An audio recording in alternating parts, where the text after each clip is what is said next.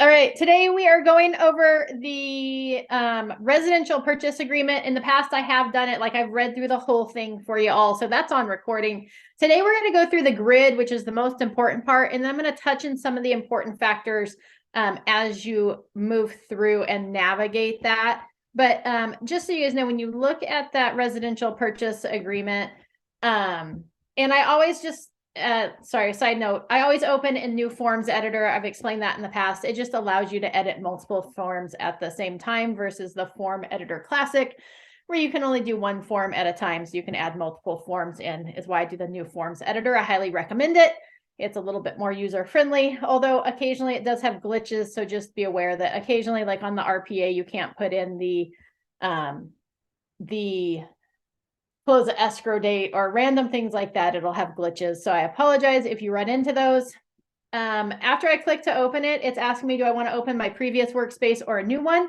If I was already working on these docs and I'm coming back to just edit them before I send them out for signature, you can open up your previous workspace and it'll bring up anything that was saved previously versus opening up a new workspace. If I start a new workspace, it's just going to add that document in. So a little tidbit there. But we're going to go through the grid is what I was saying of the residential purchase agreement, talk about how to fill that out appropriately, answer any questions that you may have pertaining to that grid section. And then everything else in that contract after those first like 2.5 pages are really just referencing back and giving further insight into those items in the grid. So we'll touch on a few things because there's some things hidden in there that will help you in your business, I promise, as you progress. So we'll touch on some of those key things that you'll find in there, as well as talk about liquidated damages and the arbitration/mediation section as well. The residential, as always, if you have questions, please just like unmute yourself and be like, wait, Amy, don't go any further. I have a question.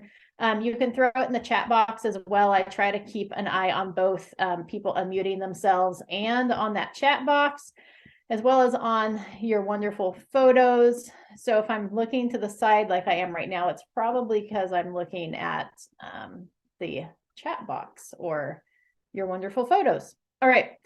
Attached to the residential purchase agreement, you will see that there are additional documents in there. So it's 26 pages when you open the RPA, the residential purchase agreement. All of those documents need to go out and get signed with the RPA. That's why they're attached to it. Please don't try to delete them or get rid of them or skip by them by any means. You have your disclosure regarding real estate agency relationship, which is attached to just about every form you send out for signatures. It's attached to the BRBC, which is the broker representation and buyer representation and broker compensation form. You've got your listing agreement. All of those have this form attached to it, which just outlines the way in which somebody may be represented in a real estate transaction as either a seller's agent, buyer's agent, or an agent representing both the buyer and seller. And then it outlines the responsibilities of the clients. Second page of that one is the legal jargon. Then you go into the Fair Housing Discrimination Advisory, which states that because we are realtors, we are not allowed to discriminate based on any of the protected classes, which fall under race, color, ancestry, national origin, religion, age, citizenship, medical condition, sex, sexual orientation, immigration status, disability, either mental or physical, gender, gender identity, gender expression, primary language, genetic information, marital status, military veteran status, criminal history, non-relevant convictions, familial status, that would be like families with kids, source of income, or any arbitrary characteristics. So just know there's no discrimination allowed in your profession. So that's what that second form outlines. It's got 2 pages of that information. The third one is just the possible representation of more than one buyer or seller, disclosure and consent, stating that, hey, we probably are working with multiple buyers or multiple sellers at the same time. We would never disclose what you're offering to another buyer so that they can offer higher, right? So we're supposed to keep that information confidential. However, offers are not necessarily confidential when it comes to the seller, right? So a listing agent can disclose the contents of an offer to other potential buyers and sellers. So that's that PRBS form. There, the next one is your wire fraud and electronic funds transfer advisory, just advising our potential clients that they should not wire funds without first verifying the wire information with the party that they're sending that wire to before hitting the send button, that there is wire fraud out there. And then that dives us into the residential purchase agreement. So the first 6 pages are all just those fluff legal forms that are required because there was a lawsuit at some time. And so now they're all included. Your residential purchase agreement. We will be going over zip forms training tomorrow at 4 o'clock, at which point we will show you how to do like an MLS Connect with this form. So it auto-populates the property information. I will show you how to set up templates inside of zip forms so that things are magically appear, like my name always appears down here under the agent information. The license numbers appear magically. Things that are on this contract magically appear because I use templates. So I'll show you all how to do that tomorrow at 4. You need to make sure you fill this form out completely in order for it to be valid as a purchase agreement. Date prepared, that's just going to be the date that you're preparing the document. If you double click, it will put in today's date, which is usually the accurate information for that date prepared. And as you move through the purchase process, you'll have lots of forms that reference back to the date of the purchase agreement. It's not the date that the purchase agreement was accepted. It's this pre-printed date in the upper left-hand corner of page 1 of that contract. So that's the number or the date that you should be referencing on those additional forms. You're going to put your buyers' names in here. It gives you spots for up to 4 buyers. Keep in mind that actually only 2 buyers can sign the purchase agreement. And if you have additional buyers, they use what we call an additional signature addendum, an ASA form, but you'd put in all the buyers' names. This is where you're going to put in the property address. Oh, we'll go with 123 Test Street. Oh, it didn't populate for me. Test Street.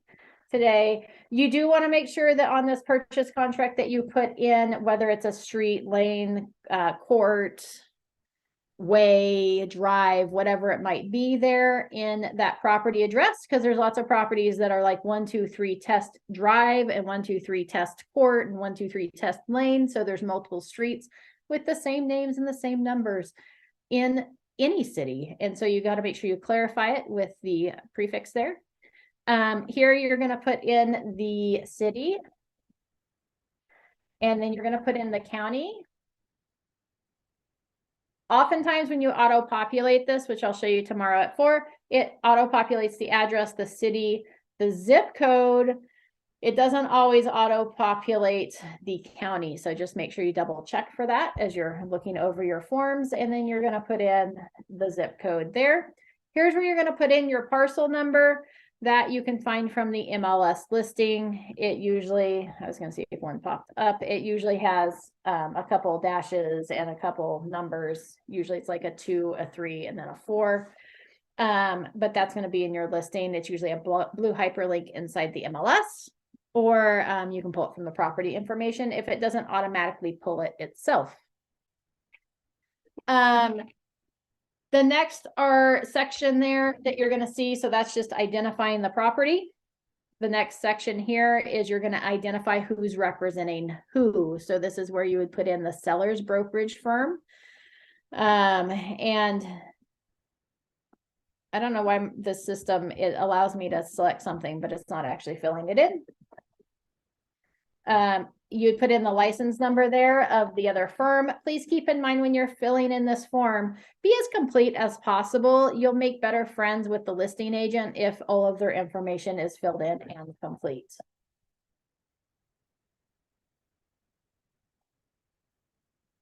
There you go. Oops. All right.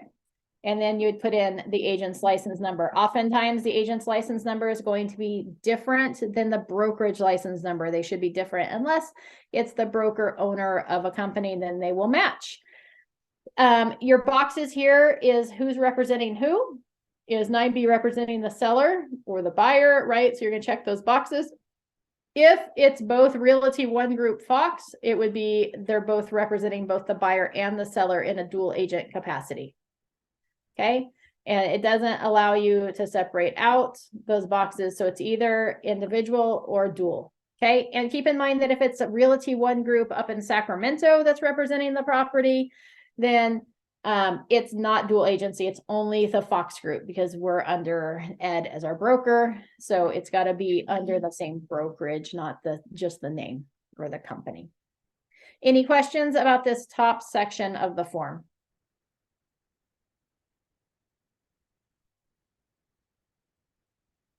All right, fabulous. If you had, oh yeah, go ahead.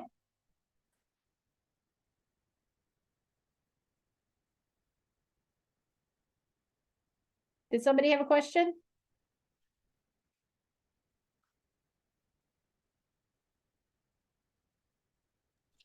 I think Anastasia wanted to ask something. Anastasia?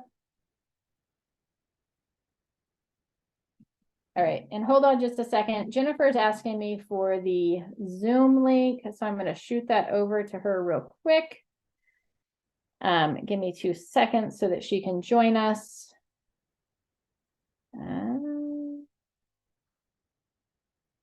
Copy and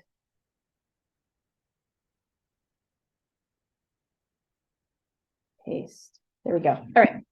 Sorry for that delay. All right. The next section is what we call the grid. It's section 3 of the contract. And it is all of the information that you need for the purchase is all stuffed into this new grid format. The previous one had it spread throughout the contract. It was really easy to hide things in there and tuck things away where people maybe wouldn't find it until they accepted the offer. With this grid format, it's fabulous because you can't do that anymore. Section A is the purchase price. That's where you're going to fill in what the purchase price of the property is. Remember, your buyers are going to be in charge of that purchase price, whatever they decide to offer. We can make recommendations. We can show them the CMA report, but they are responsible for finalizing what they decide to write in that space. If it was an all cash offer here, we would check this box for all cash. Okay, once we check that box, it's going to gray out areas like the loan amounts. Okay, here's where we're going to put in the close of escrow. You can either put in 30 days after acceptance or days after acceptance would be this first box, right? We check that and put in days there, or you could pick a specific date. So if you're like, man, we need to close on May 31st because that's when her lease expires and we don't want to have too much overlap before she gives notice, we could do that there, right? So you can either do one or the other and not both.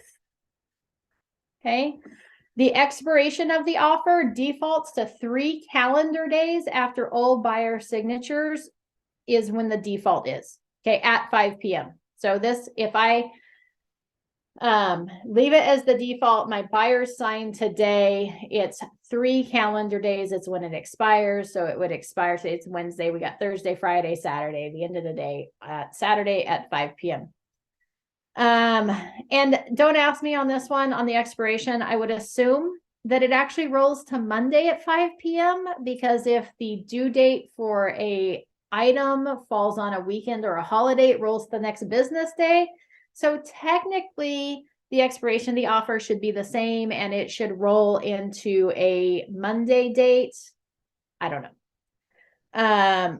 Anyways, you can also put a specific date here. So let's say we were submitting this offer today. We knew they weren't reviewing offers until Monday afternoon. We could change that date to expire, Monday at 8 p.m.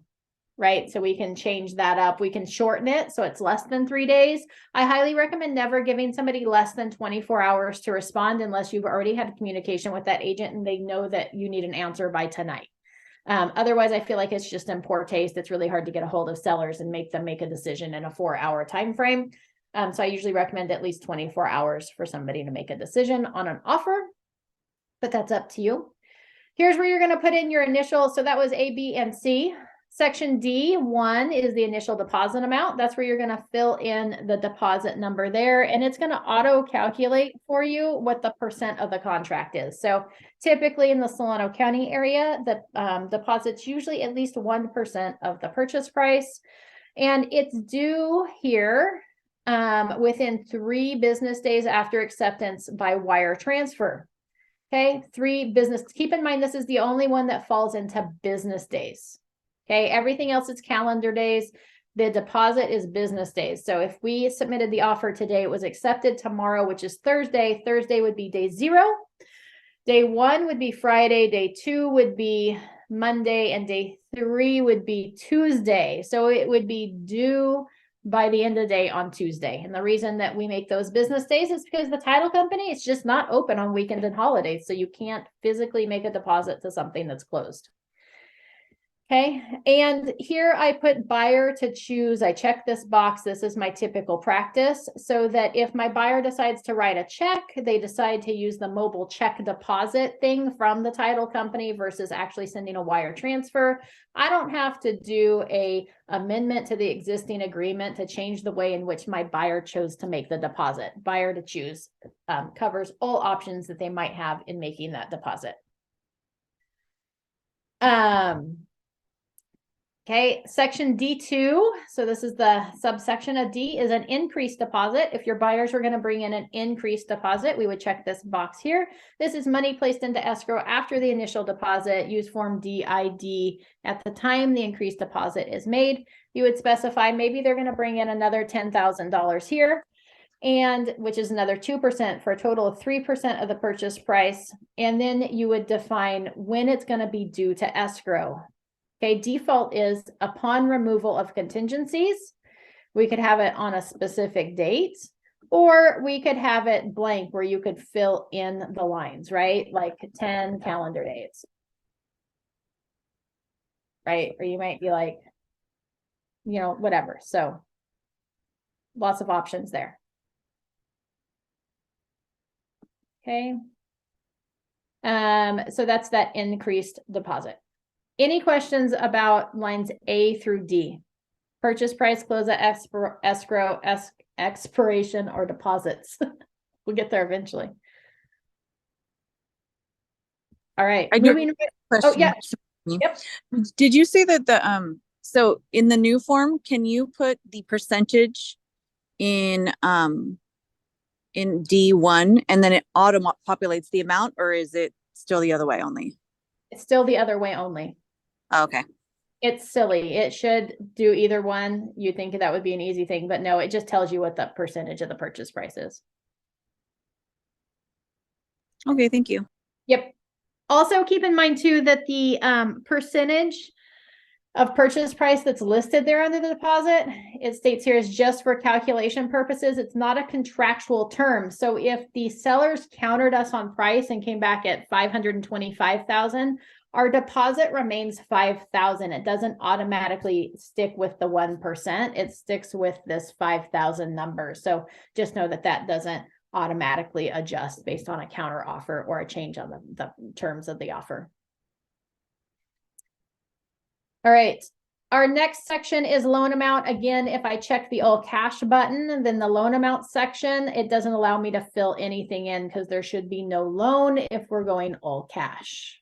Okay. Otherwise, our loan amount gets left with gray lines. That's what we're looking for as we move through the contract. Here's where you're going to put in that loan amount. So it's super important to have a conversation with the lender to know what the loan amount is going to be based on the purchase price so that you fill it in appropriately. So we're going to say that my buyers are putting down $50,000 and my purchase price is going to, my loan amount is going to be 90% of the purchase price. So again, it would be nice if you could be like, hey, I want the loan amount at 96.5% for an FHA or 100% for a VA, or they're putting 80% down and it would automatically populate, or an 80% loan, 20% down. It would be nice if it does that, but it doesn't. You have to do the calculation on a calculator, plug it in, and then it just checks your math to make sure it's accurate. Okay, it defaults to a fixed rate. If your buyers are getting an adjustable rate, make sure to check this box here. And then you're going to put in a number here on the rate not to exceed. So again, we need to have a good relationship with our lender to find out what their interest rate is expected to be. If the lender says, hey, we're expecting it to be 5.5%, I'm going to put in just a little higher there to allow for the rate to fluctuate a little bit, but not out of control. And the reason that we want to put a rate in here is because this is our loan contingency. So if we have a loan contingency in place and the interest rate goes above this number here, that gives our buyers the right to cancel this contract. So if we submitted this offer at 5.75, something goes crazy this afternoon and the rates jump up to 7%, the seller accepts our contract, we can turn around and cancel this based on the fact that the interest rate is higher than what we said we were able to obtain. Okay, so that protects our buyer and allows us to utilize the loan contingency further than them just not qualifying, because they may still qualify at 7%. They just don't want to pay that much. Also, if they're doing a buy down to get the rate, you would want to put in how many points that they're going to pay in order to obtain that rate. So number one, I always put the rate a little higher than what the lender thinks they're going to get. And then if they were doing a buy down, you could put that in. And that way, if to get that rate, it costs more than what we're thinking it's going to cost, right? That jumps up to 2%. Now we're protected as well because we put a 1 here and it's now costing them 2 points to get that rate. Okay. You're going to mark the type of loan over here. We have the FHA, the VA, seller financing or other. It defaults to conventional. So you don't have to check a box if it's conventional financing. Do check a box if it's any other type of financing. And then in this section as well, if it's FHA or VA, we're going to deliver a list of lender required repairs within 17 days after acceptance. Okay, so that's the default there for the lender required repairs. Okay, if you are a listing agent, you should probably make this match your appraisal contingency. I'm just throwing that out there. If their appraisal contingency is 10 days, this should also probably match 10 days, or you may want to counter it. So same thing if you're submitting the offer, you may want to make it match your appraisal contingency, or you could try to get away with a little bit more cushion for this. Your VA or FHA required repairs usually comes from your appraisal report when the lender reviews it. Okay, that's who's looking at the property on behalf of the lender. E2 is your additional financed amount. So if we have a second loan, down payment assistance program, something to that effect that your buyers are qualifying for, that this purchase is dependent on, we want to make sure to put it in this spot here. So, you know, if we were doing a 90% down and we had a 10% second, we could put that in there. And again, it defaults again to a fixed rate, or you could check a box for initial adjustable rate. You would put in what interest rate is going to be on the second loan, and if they're going to pay any points to obtain that loan. And just keep in mind, you can't, oh, it does let you put in 0. It wasn't letting you put in 0 for a long time. I highly recommend that if they're not paying points, that you do put in a 0 there, just to cover your bases that, hey, this interest rate that we're talking about, it's with not paying any points. Okay, so fully fill out that box. Here's the second loan. This would be, it's a conventional if we don't check any boxes, or it could be a seller held second, which would be seller financing, or other, which is where you might put in like down payment assistance program or something to that effect. Okay, any questions about section E financing, the loan amounts?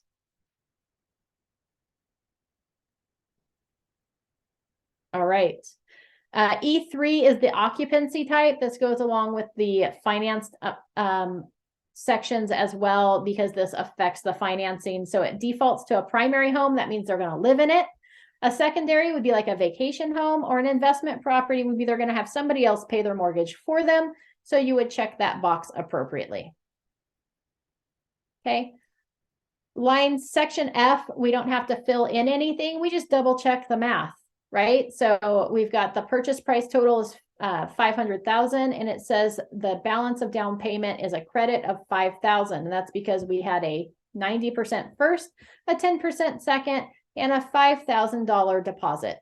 Okay, so that $5,000 deposit, it shows us going back to the buyers, not a balance due. If we didn't have the secondary financing in place, then it would show that my buyer is going to need to come in with an additional, after that good faith deposit, an additional 45,000. So it takes the purchase price minus the deposit minus the financed amount for this balance of purchase price.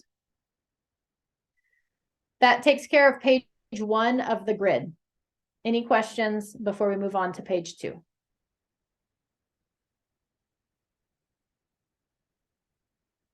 All right. Page 2 starts with section G, which is our seller credit. So if we want to negotiate a seller credit to the buyer, we would check this box here. And this is where you can put in that, hey, we want a $10,000 credit to the buyer, or a $15,000, or no credit there. And it automatically states that the seller credit is being applied to closing costs, or if it's being applied to something else, you would put it here and check this box for other. For the most part, we always want our credits going towards the closing costs. The only exception to that is if you had a VA deal where the lender was going to require Section 1 pest clearance, you may say, hey, the seller to credit $5,000 to the buyer for the cost of pest repairs, although it'd be better to put that further down. Then you might put pest repairs. But generally, we don't mention repairs when we talk about credits. We just have it always be for the closing costs. G is additional finance terms. So keep in mind, this is not additional terms. It's just anything related to the financing of the property. So is there something else that needs to be mentioned that this offer is going to be contingent on? Is the down payment going to be withdrawn from a 401k account? We may want to mention that here. Okay. So things like that you want to put in that line there, additional finance terms. G3 is going to be if we are going to negotiate up the commission because they're not offering very much commission, or it doesn't cover the full commission as signed in the BRBC form, we would check this box here that the seller agrees to pay the obligation of the buyer's compensation to buyer's broker under a separate agreement, CAR form SPBB attached, seller's broker offer, if any, to compensate buyer's broker is unaffected unless otherwise agreed. Okay, so whatever is being offered by the listing agent still stands, but we're negotiating more commission there by checking that box 18, and they're going to include the CAR form SPBB, which it automatically added to the transaction. Any questions about section G?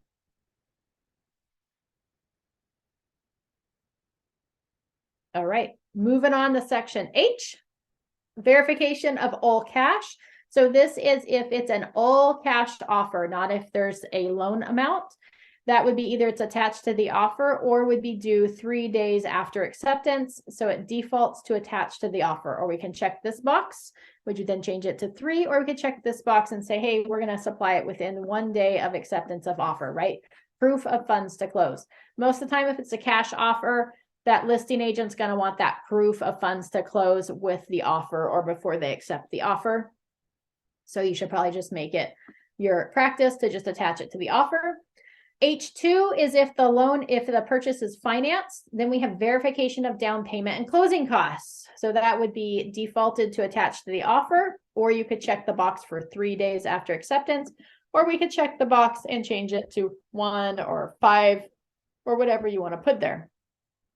Again, most listing agents want to see that proof of down payment and closing costs attached to your offer. What that looks like is a bank statement. You can black out the account number so it has the buyer's name on there with enough funds to cover the down payment and about 2% of the purchase price for closing costs. So if our purchase price is $500,000, our down payment is $50,000, we're going to be looking for probably close to $60,000 to $65,000 in that account to cover funds sufficient for down payment and closing costs. Okay, so that would be H2. H3 is your verification of loan application. That's your letter from your lender. That's generally going to be also attached to the offer. Or again, you can check the box for 3 days after acceptance, or you could check the box and change that days after acceptance.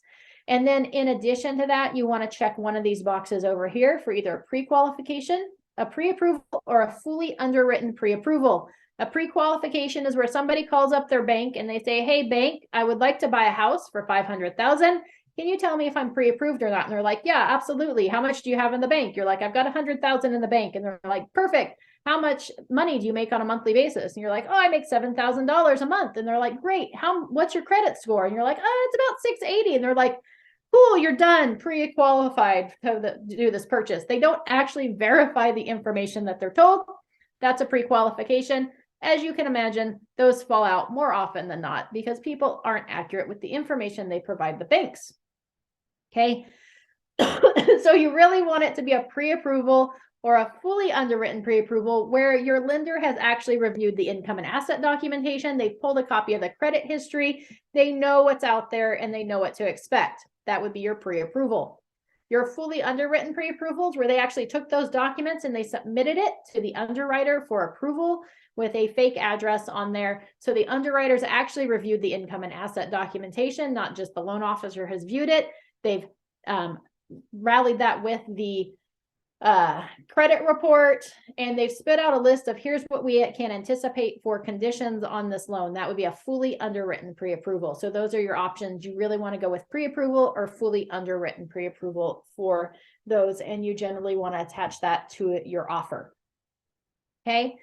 I is intentionally left blank, and then you move on to section J, which is the final verification of condition of the property. It defaults to 5 days prior to the close of escrow, not 4 days, not 6 days, not 3 days. It's the 5th day prior to the close of escrow. That's when you can do that final verification of property condition.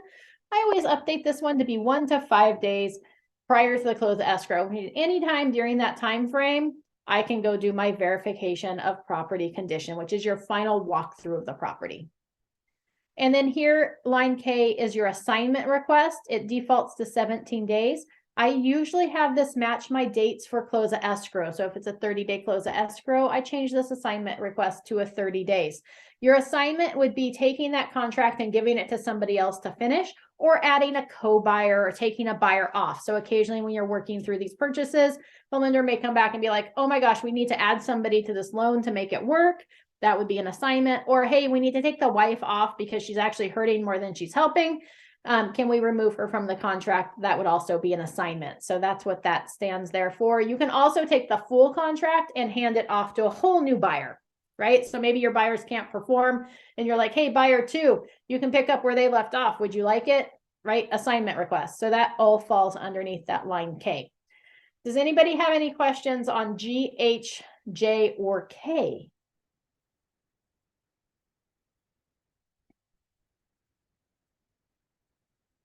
We're good. Fabulous. Keep in mind too that next to these numbers, like here, we're going to move into section L next. It's got 8A here. That's the paragraph in the contract where you can look for more information. So if I go down here from L1, this would be section 3L1 would actually be the full reference because we're in section 3 for this grid, and then we're referencing section L1 here. If we wanted to find out more information about the loan, we could go down to paragraph 8A. So if we scroll through the contract, we're going to find section 8A, and here's where it talks about the loan. Okay, so that's what that second column of numbers is referencing, is that information there. All right, back up to the loan. We have these are the contingencies as part of the contract. So there's 8 contingencies that fall in line with your purchase contract that you can choose to have or not have. The first one is the loan contingency. It defaults to 17 days, or you could change it here. I usually update it to 14 days and you always want to check with your lender when you do that to make sure it can go through that initial underwriting period in that time frame. Okay, because we want to make sure that they've had a chance to review it, look at the conditions that are going to get kicked out, and make sure that we're good to go with the loan. Okay, so I usually update that to 14, but you could leave it 17, or you could do no loan contingency. So, you know, if they were 100% confident they're not going to have any problems qualifying for a loan, you could go in, especially in a multiple offer situation, with no loan contingency, where they wouldn't be able to cancel if the loan failed or the interest rate jumped. Now, keep in mind too that oftentimes when you've got a fully underwritten pre-approval, that file's already been seen by the underwriter. You oftentimes can go in a competitive situation with no loan contingency. But again, we always want to run that by our buyers and present that as an option to them and let them make the final choice, and make sure that our lender is also comfortable with that option.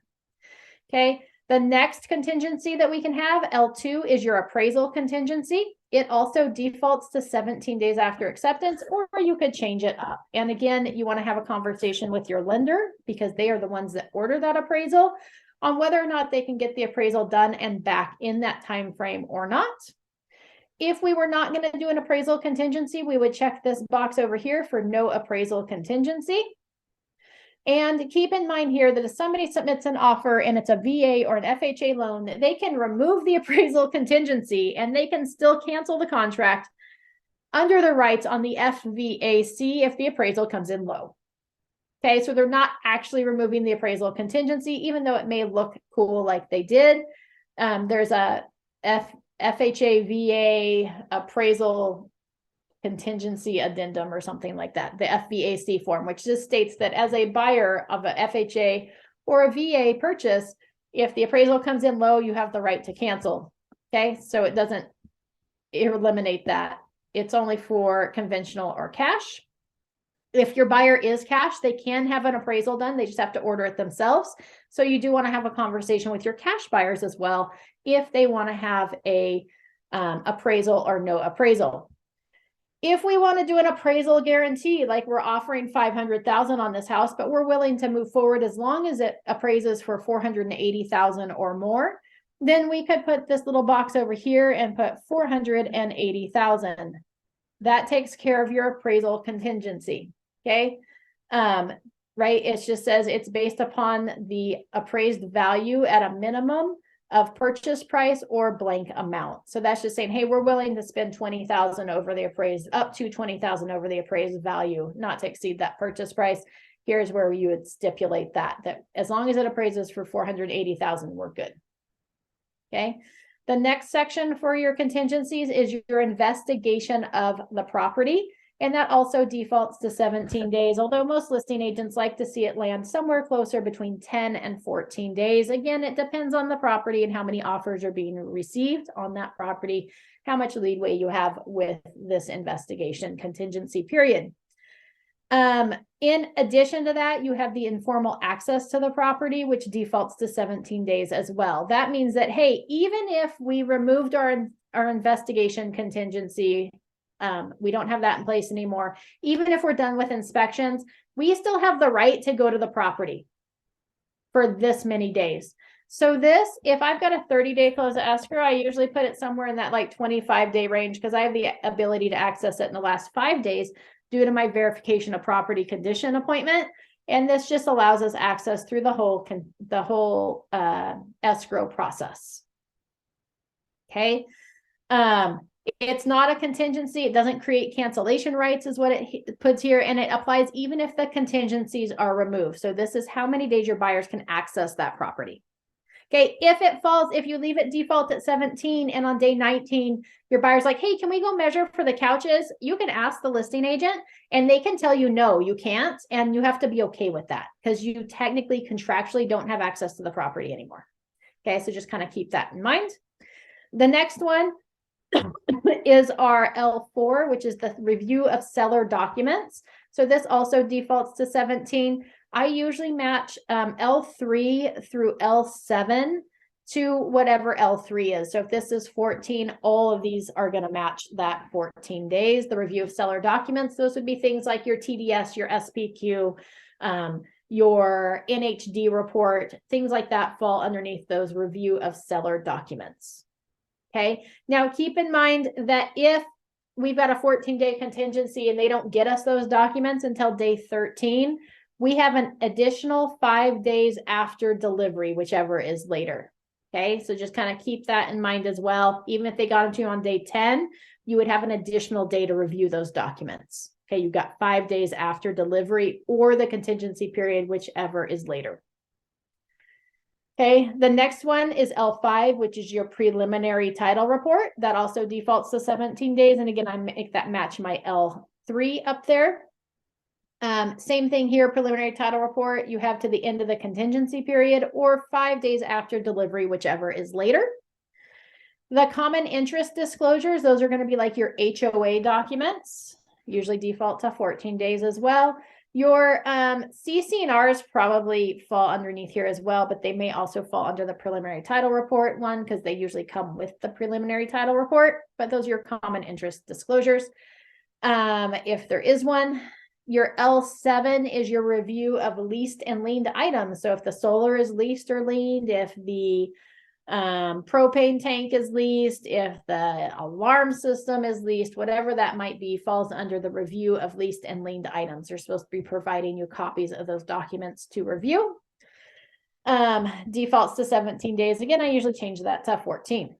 Okay, the last contingency that you have in place here is a optional one, which is L8, and that's the sale of the buyer's property. The sale of the buyer's property is not a contingency, is the default, unless you check the box here, and then we're going to include CAR form COP, which is the contingency for the sale of the buyer's property. So that would be like if your buyer is selling a property in order to make a purchase and they can't actually make the purchase unless they sell that property, they need those funds for the down payment, they can't qualify for both loans at the same time, whatever that might be, then we would want it contingent on the sale of that property. So we would include that form COP. And as soon as I check that box, it adds that form to my transaction because it's smart enough to do that.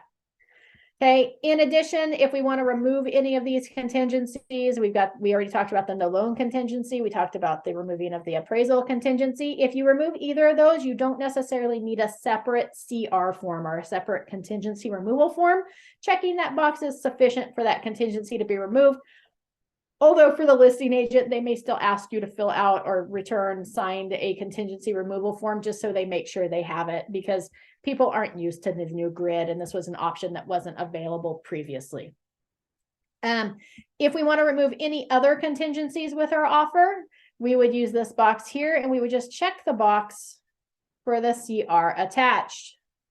Okay, and then we would go to that contingency removal and we would check the appropriate box for what contingencies we were removing at time of offer. Keep in mind here that it always states that the removal or waiver at time of offer is against the agent advice. We never advise people that that would be their best option. Okay, any question about the contingency periods listed here in section L? So even though you marked L1, L2, no loan contingency, no appraisal contingency, you still need to mark CR attached. You don't need to. You don't need to. You don't need to. But again, like we've discussed this week, and I also mentioned the listing agent may still want one because they're not used to the fact that you can check a specific box for no loan or no appraisal here on the contract. Gotcha. Thank you. Yep. For the clarification. No problem. Any other questions on section L? So Amy, when you remove just one, let's say you just remove the inspection contingency, you still have, there's still, you still have to attach the CR? Yeah, so if you're removing the investigation or review of seller documents, you would want to include a CR attached to specify which specific contingencies you're removing out of those additional 6 items. 3, 4, 5, Right, 5. just like when you remove one contingency when at the end of the 70. Okay, all right. Yep. Okay, thank you. Absolutely. Keep in mind too that your contingencies don't automatically expire when this time frame happens. In California, you actually have to remove the contingency in writing. So just because our appraisal contingency is due in 10 days, it doesn't automatically get removed from the contract on day 10. You actually have to remove it in writing. So it might be day 13, 14, or 15 before you get around to removing that in writing. The other thing to keep in mind is if any of these days fall on that weekend or holiday, it rolls to the next business day. So if my appraisal contingency is due on a Saturday, it actually isn't due until that coming Monday, assuming that's not a holiday. All right. Section M is our possession. This is our time of possession. When does the buyer get keys? And here it defaults to the buyer gets keys upon notice of recordation. So that's as soon as we get notified that it's been recorded, the buyer gets keys to that property. Okay, your other option is 6 p.m. or another specified time on the date specified as applicable in 3M2, right?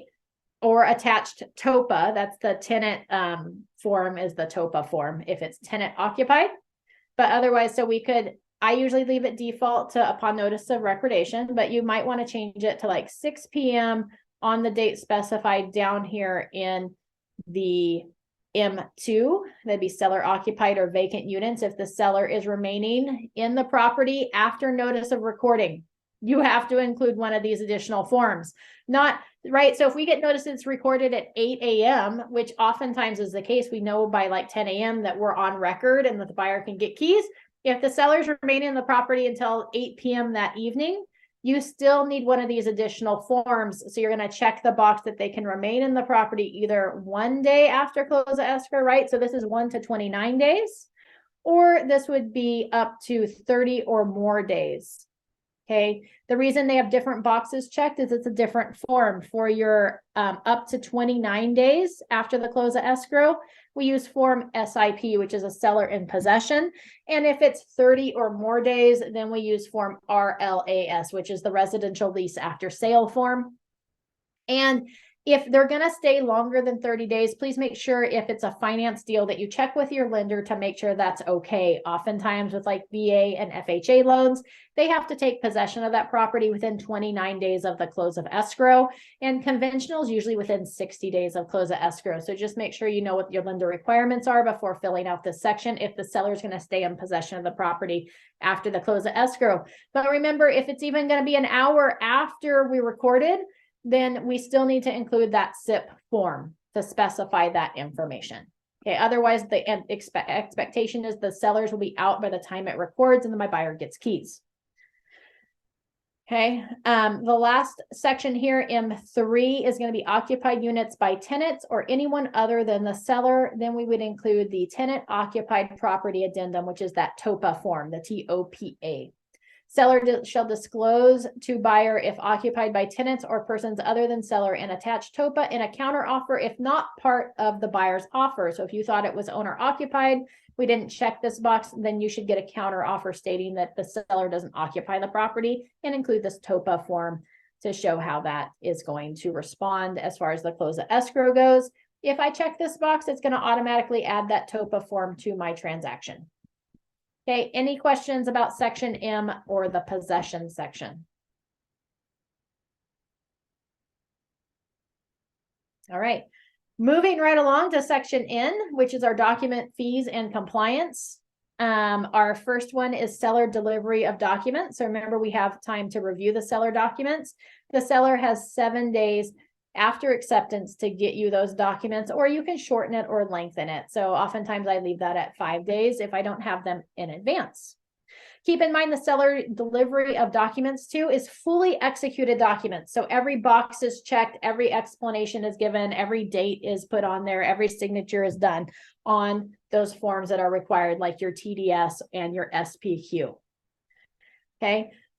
They're going to sign and return the escrow holder provisions and instructions within 5 days after delivery. Both the buyer and the seller have documents that they usually have to turn into the escrow holder to verify who they are and to make sure there's not any outstanding liens or judgments or anything against them or anything not recorded currently against the property or that may record against the property in the future.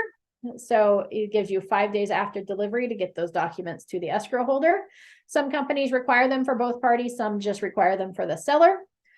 Time to pay fees for ordering the HOA documents is 3 days after acceptance. And again, we could change that to, hey, if there's any fees due for those HOA docs, it's due within 1 day after acceptance.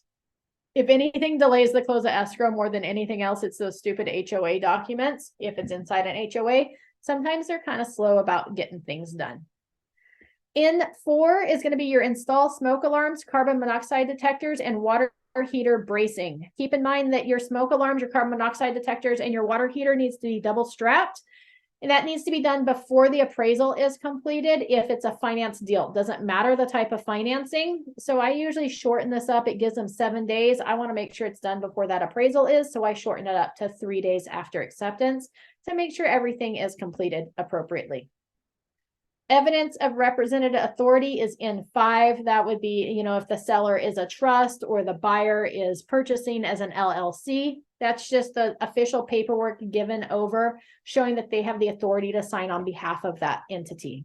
And that defaults to 3 days after acceptance, and you can't change that one. Any questions about section N?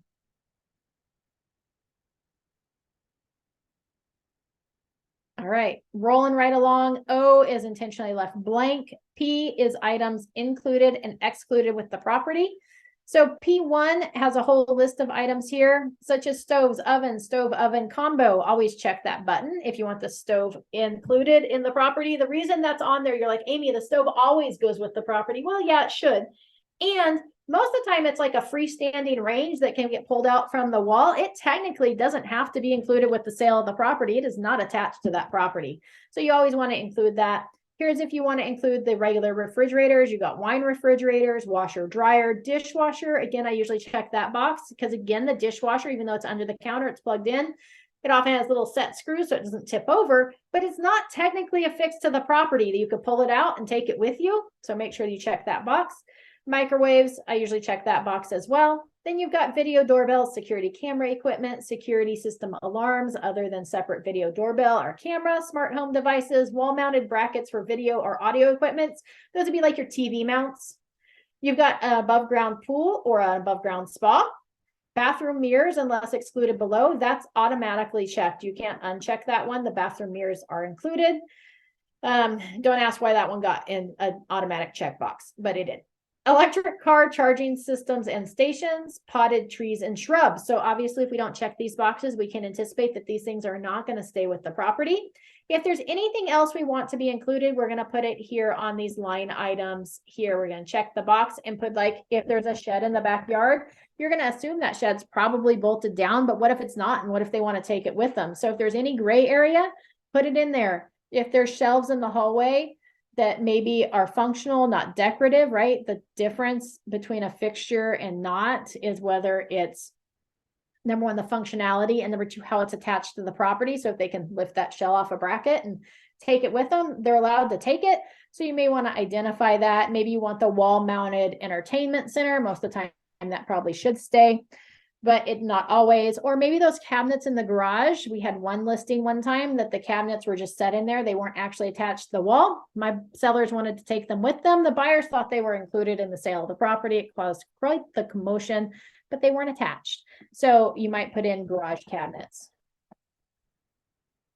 Trees that are in the ground, plants that are actually planted in the dirt, those stay with the property unless otherwise specified. If we don't want something to be included with the sale of the property, maybe the spa's in pretty bad condition, or maybe that backyard shed, it doesn't look so pretty. So maybe we want to make sure that shed goes and doesn't stay. The shed can go as an excluded item. Okay. Oftentimes, if I have a listing, I include a list of included and excluded items with my disclosures so that people are made aware of those items that either are staying or not staying with the property for any of those gray area items so that we can write the offer appropriately. You can always put see attached list if there's a list of items to be excluded. Any questions about section P, items included or excluded?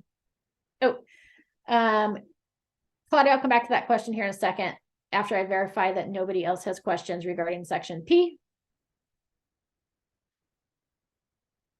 All right. Claudia's question is, do we have to request an extension if the agent is being lax and the sellers are not worried about it? Can you just remove it a few days later without the formal extension? Claudia, if you need an extension beyond the contingency removal date for a legitimate reason, I would always ask for the extension as a buyer's agent, just so I make sure I'm doing my due diligence and staying in compliance with the contract. That being said, as a buyer's agent, if I have inspection contingency and we're done with inspections, my buyers are ready to remove that inspection contingency. I'm not going to actually hand over that inspection contingency because those sellers are being lax until they start badgering me for that contingency removal, because I'm going to protect my buyers as long as possible by not providing them a copy of that contingency removal form. So I always try to make sure, who am I representing and what's in their best interest. So if we had to schedule a further inspection item and it's on day 14 and I'm supposed to be removing contingencies on day 14, I'm going to ask for a couple days extension just so I can make sure, and I'm going to do it before that expiration date so that the sellers and the listing agent know that, hey, they're doing everything in their power and they're really adhering to the contract and they're asking for that extension. So I would always ask for it if it's actually needed. If it's not needed, I would just let it float out there until they start badgering me for that removal. Does that make sense?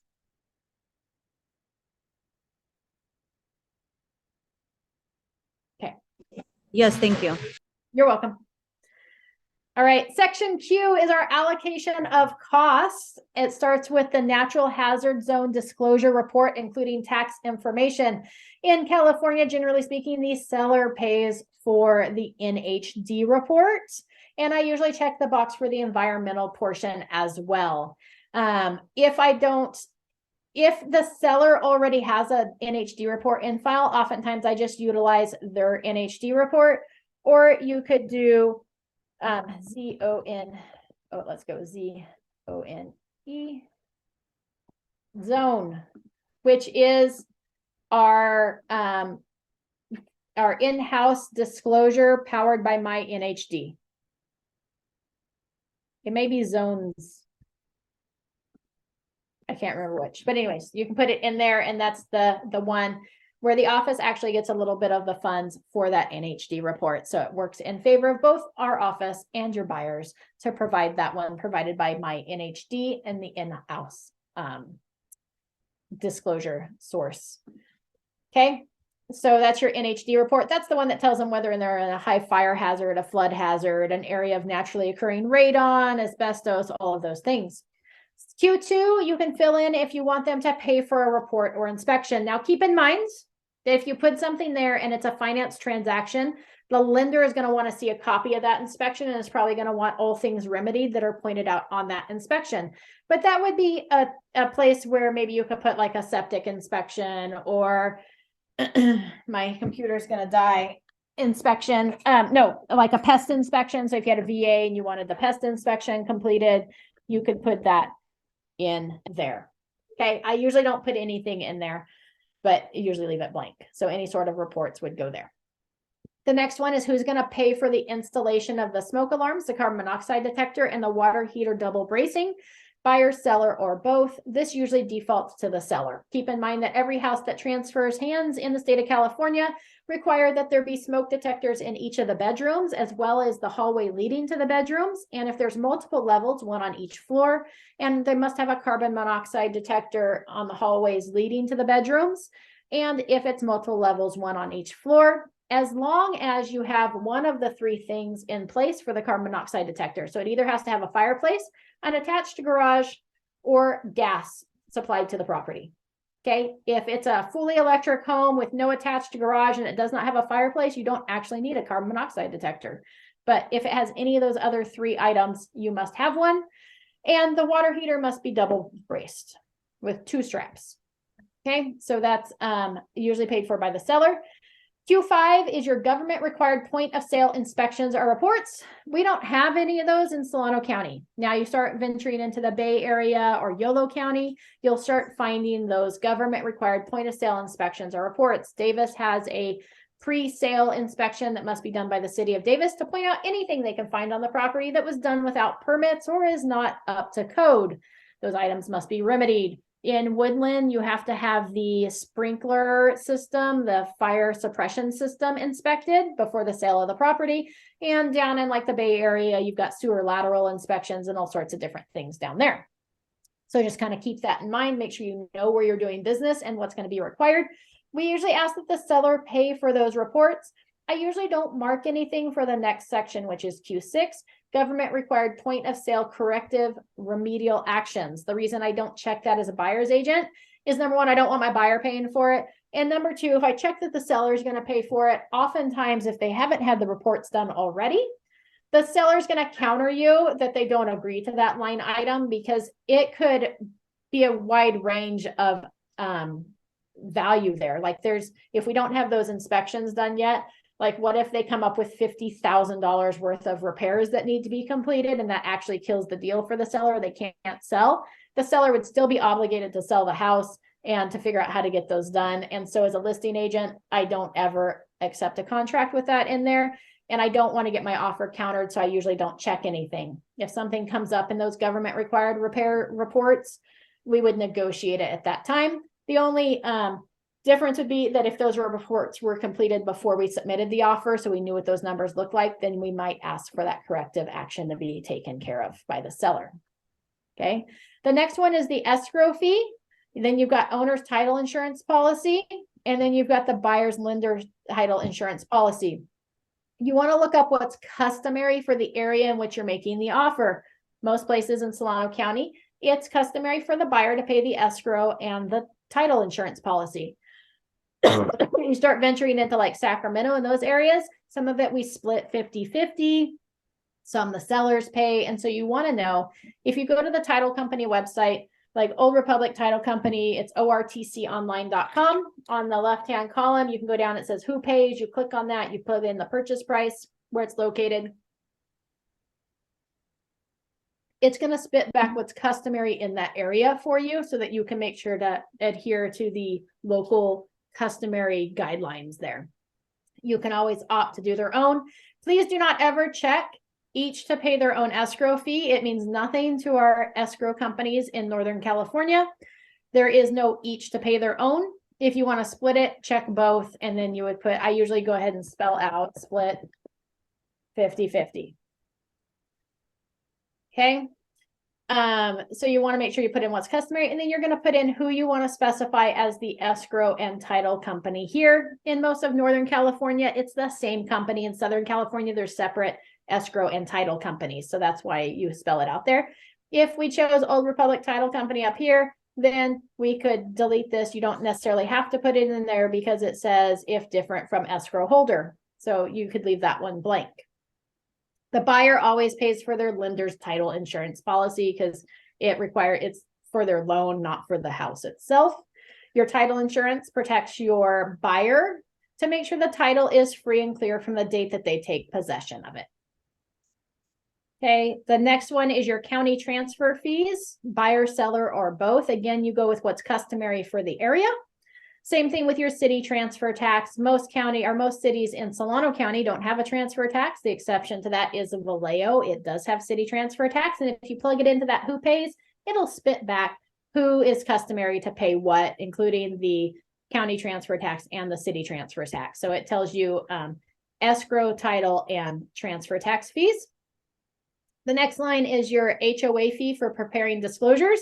The seller has disclosures that they're required to provide to you. If it's in an HOA, those include your rules and regulations, your 12 months worth of meeting minutes, and your most recent financial documentation. Also, anything, if there's any added assessments or anything coming up, they're required to disclose that information in those disclosures. The HOA cert fee, that's something that's done for the lender, so that's paid for by the buyer if it's required. And then your HOA transfer fees, and it's unless otherwise agreed. So if we don't check anything here, the seller shall pay for the separate HOA move out fee and the buyer shall pay for the separate move in fee. Applies if separately billed or itemized with cost and transfer fees. So if they send over an itemized and it says, hey, here's the seller's fee, here's the buyer's fee, that's what's paid. Otherwise, who's going to pay for those fees? Is it the buyer, the seller, or both? So you can decide how you want to run that. Oftentimes the seller pays for the transfer fees, but sometimes the buyer does. It depends how competitive the market is. And sometimes we split it 50-50. Okay, the next one is your private transfer fees. For the most part, nothing applies here. Sometimes though, if you have solar on the house, if there's a solar power system, then there's a transfer fee to transfer the online monitoring from one party to another. That would be a private transfer fee. So make sure you check this box if there's any leased or liened items, or sometimes there might be like a private, I don't know, a sewer system or a private water system or something. So it might fall under there, but it defaults to the seller pays. Okay. So if you ever run into any of that, the seller pays for those fees as the default. There's additional lines here, Q16 and 17 are just blank. Additional fees and costs can be filled in there, and then you'd specify who pays. Q18 is your home warranty plan, right? The home warranty plan chosen by buyer. Coverage includes but is not limited to, and here's where I might include like with AC and seller's first class coverage, right? Who's going to pay for that? Is it the buyer or the seller or both? And then you're going to put a cost not to exceed. That's the max amount there. And then issued by. Right? If your buyer doesn't want a home warranty plan, we would check this box that the buyer waives their home warranty plan. That doesn't mean that the buyer can't decide they want a home warranty plan. It's just not required as part of the contract. Okay. It's a good idea to have a relationship with your different home warranty companies so you know how much it's going to cost, or you have a website you can go to get an accurate quote, because it's going to vary based on your options that you may want to choose. It's also going to vary based on whether it's a duplex or a single family home and how big the home is or where it's located. And it may also be an option that here, once you're in contract, you may be like, hey, buyer, we negotiate, they're going to cover the basic plan that's going to cover your AC and fridge or whatever with this home warranty. Here are your other options that you may also include. Do you want to include any of these options, right? Be the person that asks questions and that gives them options of things that they can add in. Totally okay to do that. Here's section R. Oh, we'll do section R is other terms. This is where we could put in anything else. Okay, other terms. This is where maybe if you were going to do an escalation clause, you could put this in here. Through your templates, you can also set up clauses in your templates where you could pull out here and be able to just plug it right in. So if there's something you normally put into a line item, you can save that under templates, which we'll cover tomorrow, as a clause, and then you can pull it right up. Amy, can you explain an escalation clause? Escalation clause? Yes. So an escalation clause would be something where you're like, man, we're offering 500,000, but we're willing to go up to 525,000 if there's a higher offer. So under other terms, you might put, if higher offer comes in with proof of higher offer, buyer is willing to pay 5,000 over highest offer, not to exceed 525,000. That would be an escalation clause. So if somebody came in at 510, then we've committed to our buyer being willing to pay 515,000 for the property. That would be like an escalation clause. We always want to put a max on there, and what the increment would be that they'd be willing to go up in. So that's basically cutting out like a counter offer, basically, right? Yeah, it's allowing you to come in, but then if they get a higher offer, like it automatically escalates. Now, don't be surprised if I wrote an escalation clause and I said, hey, we're willing to pay 5,000 over the highest offer up to 525,000. Don't be surprised if the listing agent counters you back at 525,000 because they know you're willing to pay that for the property. They may or may not do that. Just know that the buyer should expect to pay that highest amount offered. But yeah, it does give you some terms, right? So like multiple offer situation, you've got 6 offers coming in. Maybe the property was listed at 450. You're like, man, I'm willing to go 500, but I could go to 525. Like 500 still substantially above asking. So we're coming in solid with a solid offer, but maybe they're not wanting to put all their cards on the table right up front or spend all their money. So then we add in that escalation clause to help make it stronger. And Amy, did you say they still should show proof that their higher offer did come in? Yeah, I usually ask for proof of highest offer. Okay. Yep. So there's lots of things you can put there in other terms. That's just one of the options, but there's several things. You may want to clarify, like if it's contingent on the sale of a buyer's property, you may want to clarify in other terms like the plan or do an addendum for that. So that's just, you can fill in anything that didn't have a space further up in this contract. Okay, that is the end of the grid. Does anybody have any questions, any further questions on the grid? And then I'll cover a few other points as we kind of scroll through the remaining part of the contract.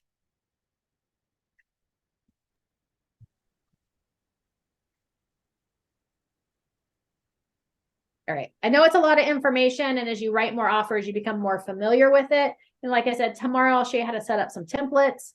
The next section is your property addendum and advisories. These might be things that are included, like we check the box that it was tenant occupied. So it checked this box for me down here that we included the TOPA form. If it's a probate, a manufactured home, tenancies in common, stock co-op property, mixed use purchase addendum, we would include these other addendums here.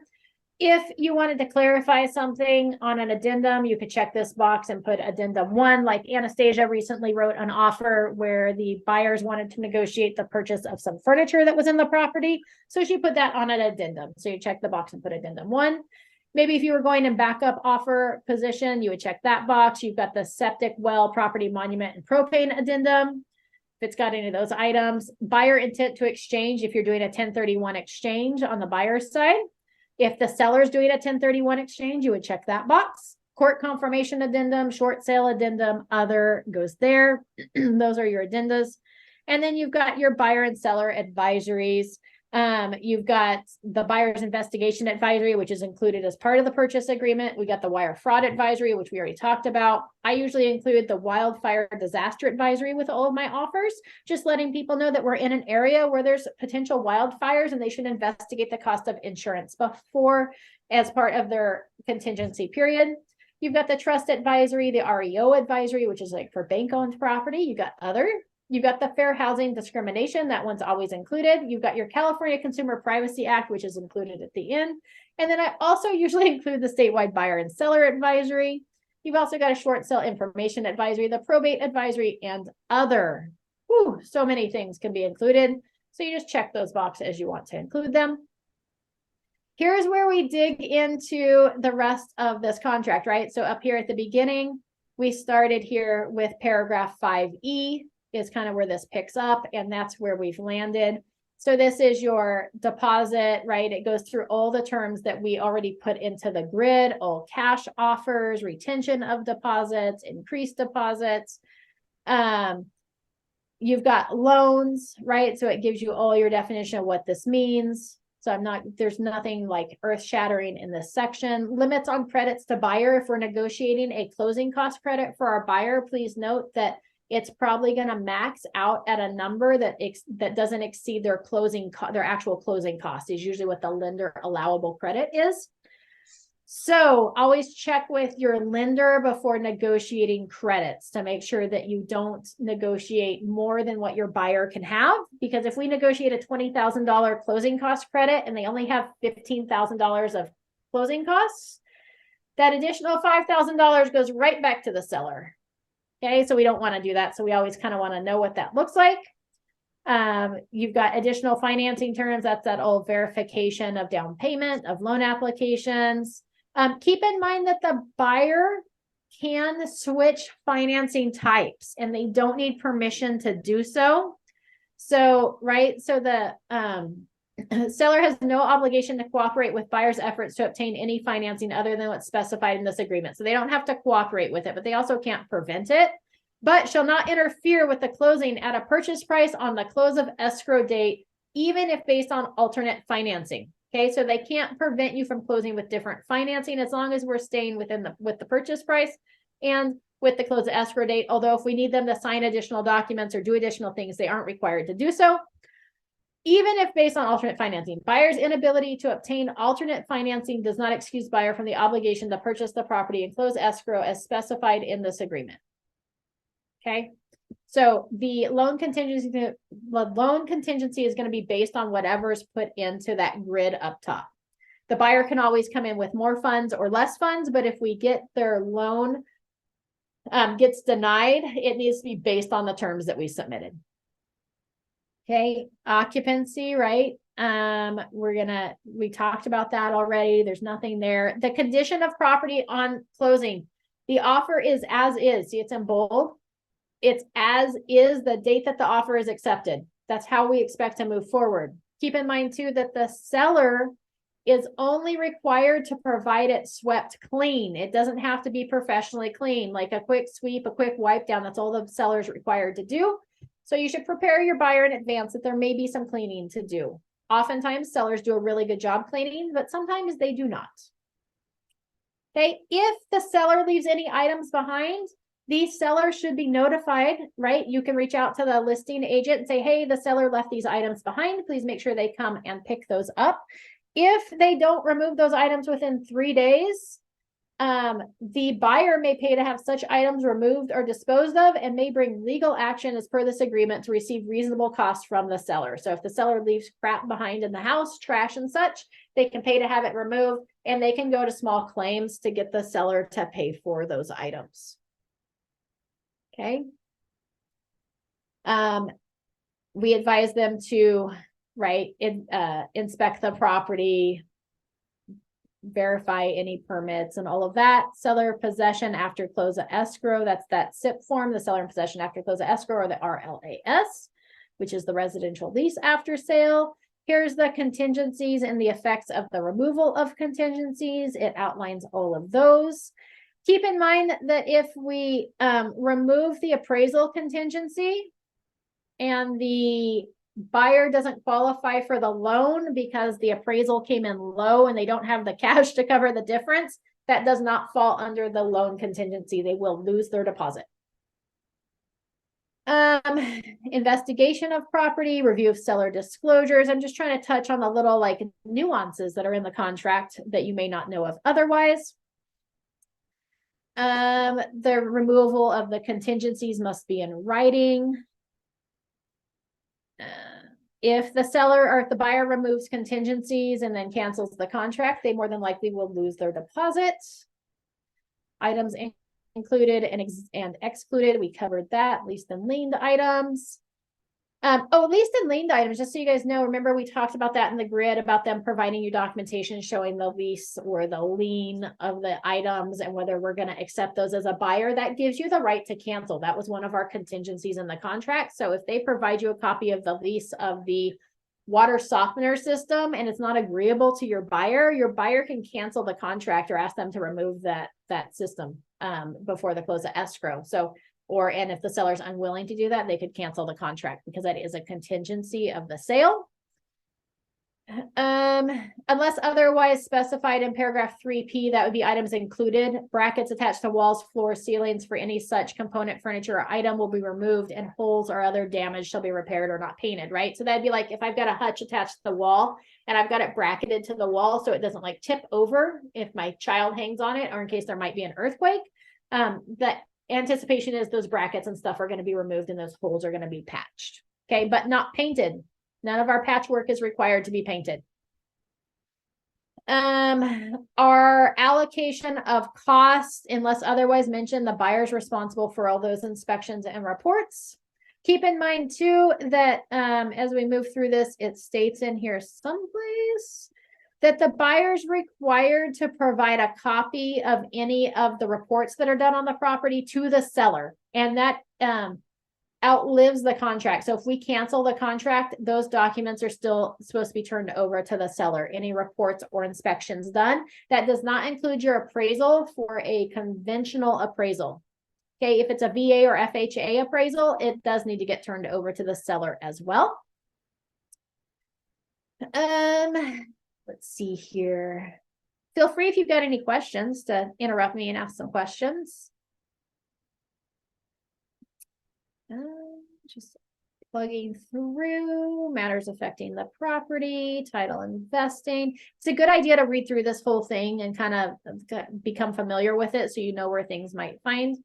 Down here, time periods, removal of contingencies, cancellation rights. The following time periods may only be expanded, altered, or modified or changed with mutual written agreement. Any removal of contingencies or cancellation under this paragraph by either the buyer or the seller must be exercised in good faith and in writing. That'd be a CAR form CR or a CC. That'd be the cancellation of contract or the contingency removal form.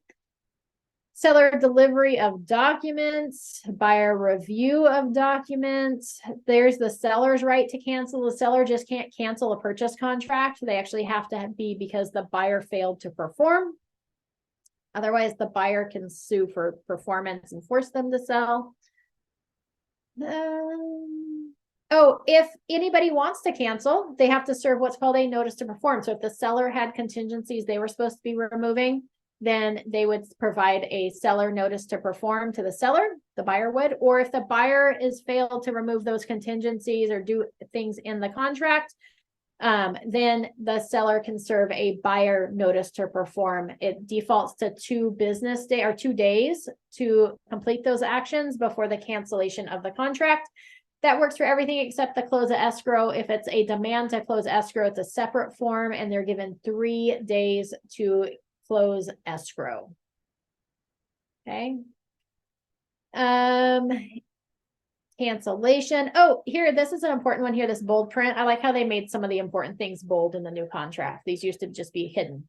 A party may be subject to a civil penalty of up to $1,000 for refusal to sign cancellation instructions if no good faith dispute exists as to which party is entitled to deposited funds.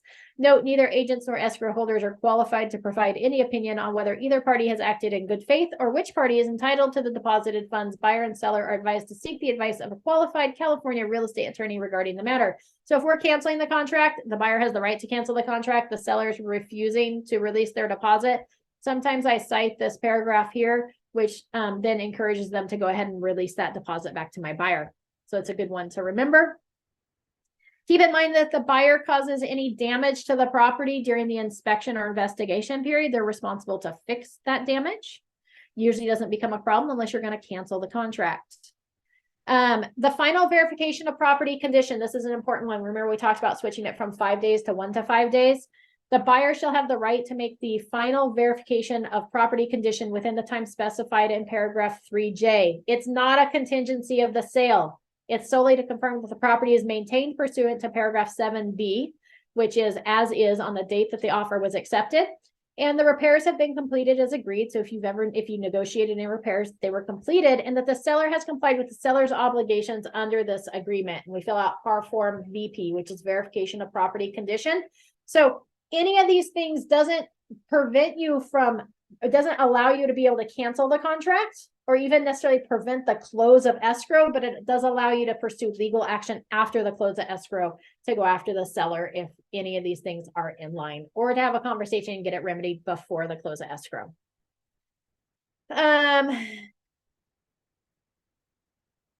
Compensation, scope of duty, escrow instructions. Scrolling on through, there's that assignment paragraph. Here's your definitions and instructions. Like this talks about like what's close of escrow mean, or what's an authorized agent, or what's as is, right? So all those different things. Days, counting days is done as followed unless otherwise agreed. The first day after the event is the first full calendar date following the event and ending at 11:59 p.m. For instance, if a notice to buyer to perform is delivered at 3 p.m. on the 7th calendar day of the month, or acceptance of a counter offer is personally received at 12 noon on the 7th calendar day of the month, then the 7th calendar day is day 0 for purpose of countings, and the days to respond to the notice to perform or canceling. I lost my place. Hold on. Day 0 for the purpose. Oh, day 1 for the purposes. All calendar days are counting. Oh, the 8th of the month is day 1 for those same purposes, right? Day 1 was day 7. All date upon which performance must be completed, ending at 11:59 p.m. on the last day per performance, scheduled performance day. After acceptance of scheduled performance day for any act required by this agreement, including the close of escrow, lands on a Saturday, Sunday, or legal holiday, the performing party shall be allowed to perform on the next day that is not Saturday, Sunday, or legal holiday, right? So it just defines that. It also defines that the legal holiday is any day in which title, the lender, or the recording office is closed. Days or days means calendar days. Delivery of deposit is business days. Your liquidated damages clause is optional. You know, I'm losing people. It's late. Sorry, we went kind of over, but it's important. Liquidated damage limits the amount that the seller can go after the buyer for either 3% of the purchase price or their deposit, whichever is less. So if our deposit's 2%, they get to keep the deposit. If our deposit's 5%, they can't keep more than 3% of the purchase price. That's what happens when we initial this liquidated damage clause. Mediation is always agreed to. So if a dispute arises between this contract, between the buyers and the sellers, they always have to go to mediation first. And then if the arbitration of disputes is initial, the next step would be arbitration, which is like a court hearing before a panel of people that are familiar with the laws of real estate, act as the jury of the property. So, or of the hearing. That gets initialed if you're going to agree to arbitration. So these are separate. We can agree to one or both or none of them.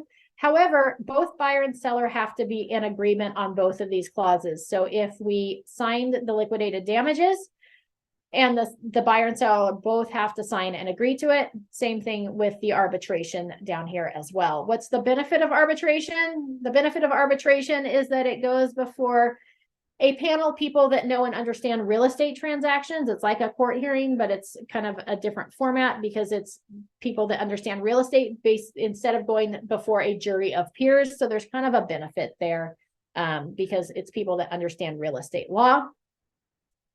So that's that page. And then the last page is where everybody signs. Here's where your buyers are going to sign to submit the offer. If it's an entity like a LLC, a trust, I don't know what else we would find there. Whatever it might be, we would check the box for entity. Here's where you'd put the name of the legally authorized signers. And then if it's a trust, under probate, you would put the following trust name, right? So if it was like an irrevocable trust, it would be the John Doe Irrevocable Trust. Here's where you would put like John Doe Trustee. For regular buyers, you don't need to check that box. They're going to sign and date down here.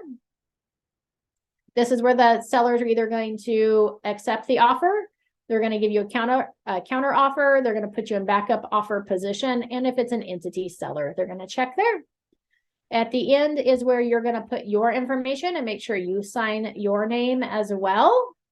And make sure to check these boxes here to email or text to receive electronic copies of the documents. Any questions before we wrap up for the day? I usually leave the electronic or the escrow holder acknowledgement blank. Any No, Amy, questions? all really good information. Oh, thank you. Go ahead. Thank you, Sorry. Charles. Go, Brittany. I have a question up at the top when we were at the grid still. Yeah. I'm not really sure like when I think it was in the loan box, like what points means. Yeah. So when you are getting financing for your home purchase, you can, like if today's rate is at 6%, you can pay money to buy that rate down. It's called buying the rate down. And it's each percent is counted as a point. So if you're paying 1% to buy the rate down, so it'd be like 1% of the loan amount to buy the rate down, that would be 1 point. So you don't have to fully understand that. We're going to go over, our lender is teaching next week on Wednesday. And we'll be probably going over that information, but as long as you have a general understanding, and just know that I need to ask my lender that question when I'm getting ready to write an offer, you know, how much down are they putting? What's their interest rate? And are they paying any points to get that interest rate? Just kind of know that. And that's all that's the basics. Okay. All right. That was a lot of information, but yeah, just the whole thing in general. But yes, but it's a lot of information. You're welcome. Yeah. Okay. Thank you. But on the basics, you're saying if they're getting a 5% rate, you can buy it down to a 4%? Yeah, potentially you could buy that. Most lenders allow the ability to buy it down, and depending on where the market is, depends on how much it costs or what they're able to, because sometimes like to get it down a whole percent may cost you 2 or 3 points. So 2 or 3% of the purchase price. And then you've got to weigh the option, like, am I really going to keep this loan for the lifetime of the property? Probably not. Right. Like how many payments do I have to make that up on the difference of interest rate, right? Yeah. But the lender should be doing that for them. You just want to have that conversation with the lender up front. Like, what's their down payment? What's the loan amount? What's the interest rate? And are they paying any points? Okay. Yeah. But have some knowledge of it. Okay. Yeah. Thank you. Absolutely.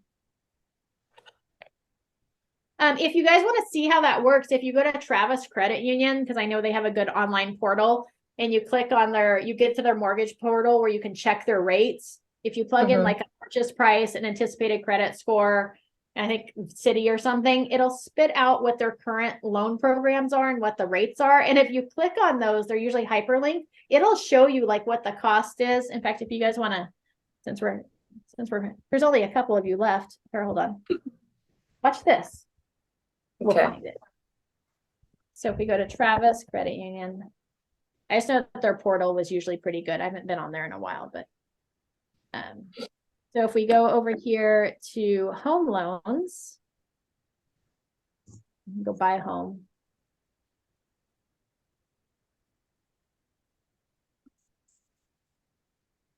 Yeah, let's try Mortgage Hub. It didn't like buy a home. All right, we don't want to do that. It should give us.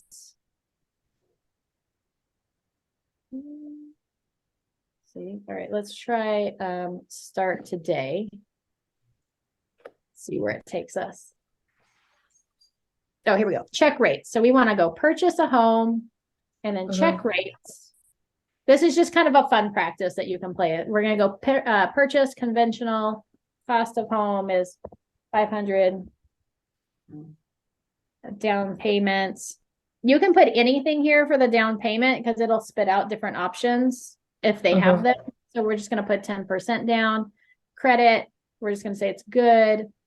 And then no line of credit. And where's property located? We're gonna go with Solano County. And then it's site built, which means that it's like a regular single family home. Let's see, it's just a regular single family home. It's detached and it's going to be my primary resident. And then we're going to hit find rates. So I know you kind of have to like guess at what to put in there. Mm-hmm.